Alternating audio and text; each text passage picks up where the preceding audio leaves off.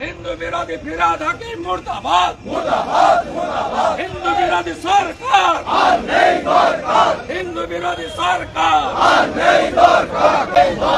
हिंदू विरोधी फिराद हकीम मुर्दाबाद मुर्दाबाद मुर्दाबाद हिंदू विरोधी फिराद हकीम मुर्दाबाद मुर्दाबाद मुर्दाबाद हिंदू विरोधी फिराद हकीम मुर्दाबाद मुर्दाबाद হিসাবে গেছিলেন সৌজন্য অডিটোরিয়াম তিনি সৌজন্য অডিটোরিয়ামে সরকারি হলে মন্ত্রী হিসাবে গেছিলেন।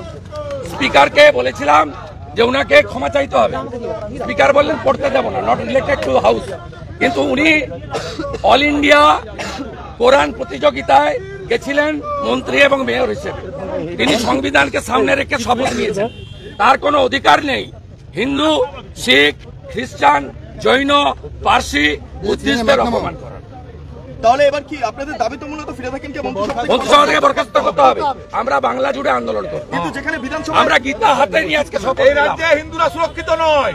ফিরাদ হাকিম বরখাস্ত না হওয়া পর্যন্ত বিধানসভাতে বয়কট চলবে, বাইরে আন্দোলন চলবে এবং তিনি তার অধিকার নেই সমস্ত ইসলাম ছাড়া সমস্ত ধর্মের লোকেদের অপমান করা। ফিরাদ হাকিম কোনো মন্তব্যই করতে চাইছেন না এই মর্মে। ফিরাদ হাকিমকে বরখাস্ত করতে হবে। হিন্দু বিরোধী ফিরাদ হাকিম হায় হায় হায় হায় হায় হায় ফিরাদ হাকিম মুর্দাবাদ মুর্দাবাদ মুর্দাবাদ হিন্দু বিরোধী সরকার আর নেই সরকার মমতা ব্যানার্জি হায় হায় হায় হায় হায় হায় এই মুহূর্তে